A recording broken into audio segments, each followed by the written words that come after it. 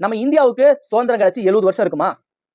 இந்த 70 வருஷத்துல நம்ம இந்தியாவில் ஒரு மூலையில இருக்கு பாத்தீங்களா வட மாநிலங்கள், பீகார், ஒடிசா, அதுக்கப்புறம் ஜார்க்கண்ட், இந்த மாதிரி வட மாநிலங்கள்ல அங்க இருக்கிற மக்கள் அவங்க வீட்டுல யூஸ் பண்ற கரண்ட், அதாவது டிவி, லைட்டு, இந்த மாதிரியான கரண்ட் வசதி சுத்தமா கிடைக்கல.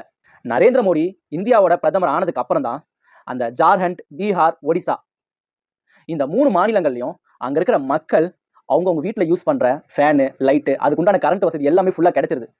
ஆனா நரேந்திர மோடி ஒரு அறிக்கை விடுறாரு. அது என்ன அறிக்கைனா, நான் இந்திய நாட்டோட பிரதமர் ஆனதுக்கு அப்புறம் 1000 நாள்லயே அங்க இருக்கிற மாநிலங்கள், இந்த ஜார்க்கண்ட், பீகார், ஒடிசா இந்த மாநிலங்களுக்கு எல்லாத்துக்குமே கரண்ட் வசதி வரும் அப்படின்னு அறிக்கை விட்டிருந்தாரு.